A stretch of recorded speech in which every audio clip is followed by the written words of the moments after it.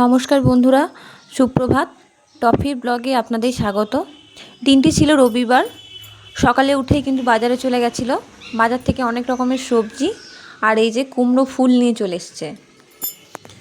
আর দেখুন এদিকে নিয়ে চলে এসছে মাছ আর তার সাথে মাছের অনেকটা তেল। আর এদিকে দেখুন সকালের মুড়ি খাওয়ার জন্য তৈরি হয়ে গেছে ছোলার ডাল দিয়ে কচু সেদ্ধ। এটা দিয়ে মুড়ি খেতে কিন্তু খুব ভালো লাগে। এখন দেখুন আমি একটা বাতাবি লেবু ছাড়াতে বসে গেছি। আর লেবুটার ভেতরটা দেখুন কেমন লাল। আর এই লাল বাতাবি লেবু খেতে কিন্তু খুব ভালো লাগে। আর এই লেবুটা যদি এর সাথে একটু নুন, একটু চিনি আর একটু কাঁচা লঙ্কা দিয়ে মাখানো যায়, খেতে কিন্তু আরও ভালো লাগে। লেবুটা ছাড়িয়ে রাখার পরেই দেখুন আমি ভাতের জলটা বসিয়ে দিয়েছিলাম। জলটা গরম হয়ে গেছে। এবার ভাতের ওই গরম জলের মধ্যে আমি চালটা দিয়ে দিচ্ছি।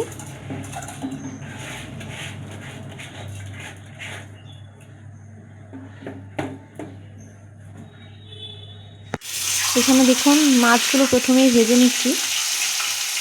মাছ দিয়ে সব রকম সবজি দিয়ে একটা ঝোল হবে, তার জন্য মাছগুলো প্রথমেই ভেজে নিচ্ছি।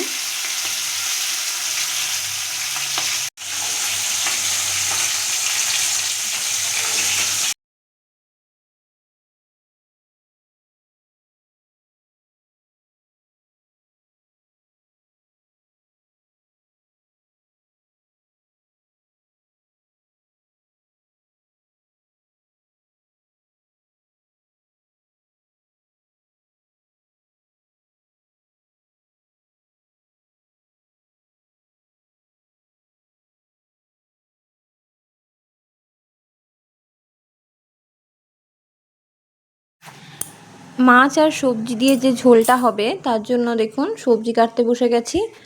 প্রথমেই পেঁপে কেটে নিচ্ছি।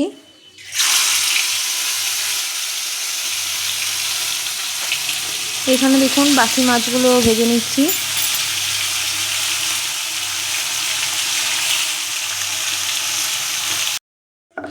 দেখুন আমি যে সবজি আর মাছ দিয়ে ঝোলটা হবে তার জন্য মশলা বেটে নিচ্ছি।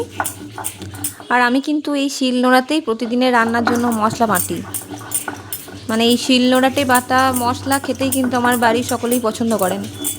আর যখন একটু বেশি বেশি রান্না, কেউ বাড়িতে লোকজন এলো, একটু বেশি মশলা লাগে, তখন হয়তো মিক্সার গ্রাইন্ডার ব্যবহার করি।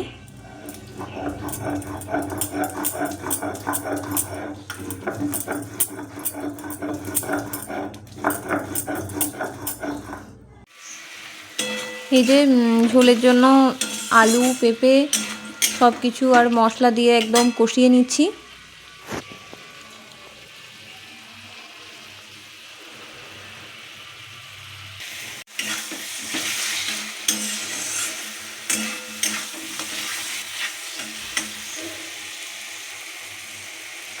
এখানে কিন্তু কুমড়ো ফুলের বড়াটা ভেজে নিচ্ছি। আর এই বড়াটা কিন্তু গরম গরম খেতেই সবথেকে বেশি ভালো লাগে।